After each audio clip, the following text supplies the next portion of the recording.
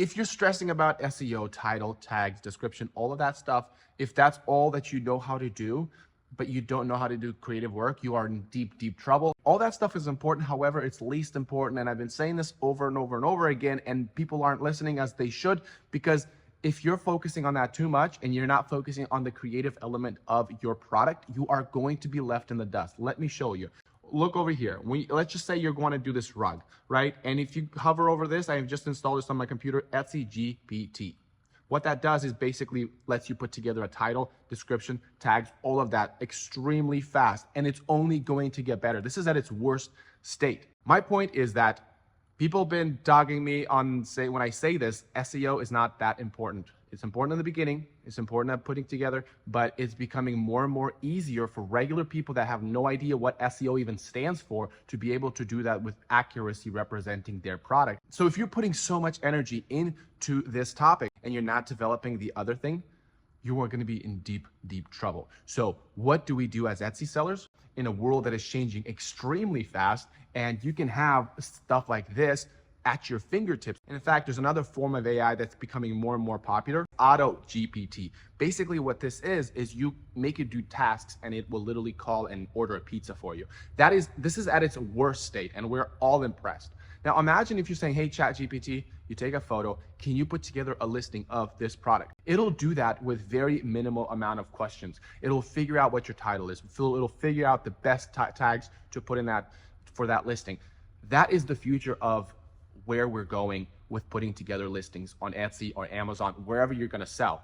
If you're putting so much focus on putting together an ideal SEO listing and you're not focusing on the creativity aspect of your product, you are going to be left behind, because creativity is something that the AI will continue to lack. And now, sure, image generation is all great and all, but making a physical product until the robots walk around and can generate a product, that's still not going to go away. So if you are selling on Etsy, your biggest, most important thing is to create the wow factor product. The wow factor product is when somebody looks at it and even though they don't need it, they're either going to favor it for later or they're going to buy it for an event coming up much later. They don't need it right now, but they buy. If you can create product like that, that is when you're going to win. Now, it's important to understand which kind of product to buy. Now, ChatGPT could probably suggest what you should sell, but it's not really very specific on what kind of, like if you want to sell rugs, well, what do you sell rugs for? Maybe it's realtor gifts that you could sell rugs for. And maybe ChatGPT at some point will recognize that there's more specific to the product that you need to focus on. But as it stands, you need to understand what kind of product exactly you're going to sell and try to make the best kind of product possible. And you want to repeat that process over and over. And you want to do that as fast as possible. Lately, I've been posting a lot of new product. I've been probably on average posting one product per day. Sometimes I skip a day and then I post another product because I have equipment to be able to do that. And guess what? I have the creativity to be able to come up with these products. When I see, hey, this product is in demand, boom, sample done. Doing that is where you're going to be really set apart. Now, there was a product that I used to sell that was doing amazing. Now, it got heavily oversaturated when print on demand came into space. Now, print on demand is a very interesting section because essentially big companies, they take these products, say, hey, we'll do these products, we'll make the profit, you pay us for the unit when it's sold. The thing is, this product then got into the print on demand space. However, when you're dealing with these big companies, the quality tends to suffer, or at least it tends to lag. Now, over time, it does catch up. But on the particular kind of product that I was selling, you actually need to sew it from scratch in order to have it really have the unique quality features that this product could have. And this company could not fulfill that because I actually ordered the product just to see the quality of this product. Now, when it got overly saturated, when the print on demand came into the space, I had to be creative. Again, it's the creativity that allows you to really make the changes to your product or your listings that allows you to stand above the competition, or at least shimmy yourself through the crowded market.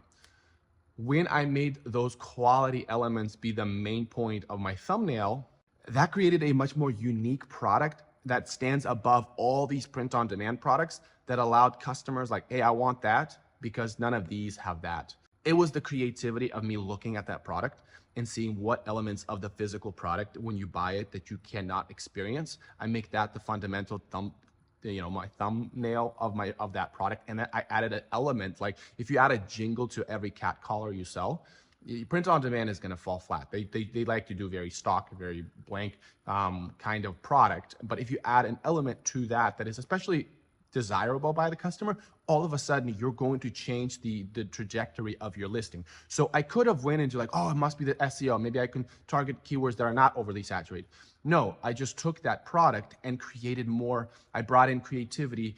I fused creativity into that product, and that product went back to becoming a very profitable, very successful product back through all the competition. So all the SEO, all the keywords, again, all that's important when you're putting together a listing, without a doubt. However, that's becoming much easier. But once that's done, you don't need to mingle with it.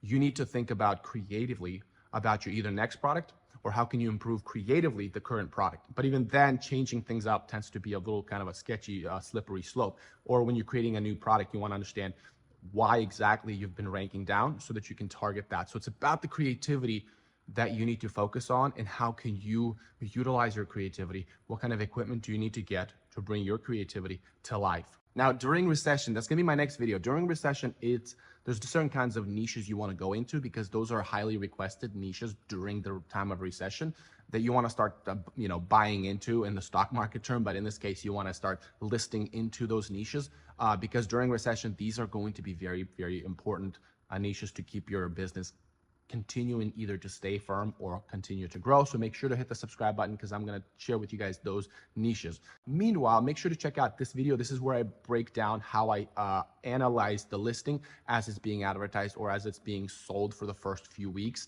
and how to understand whether that listing is going to be successful or not, how to read the statistics and the analytics on your dashboard. So if you haven't checked that video out, go ahead and check it out, and I'll see you there.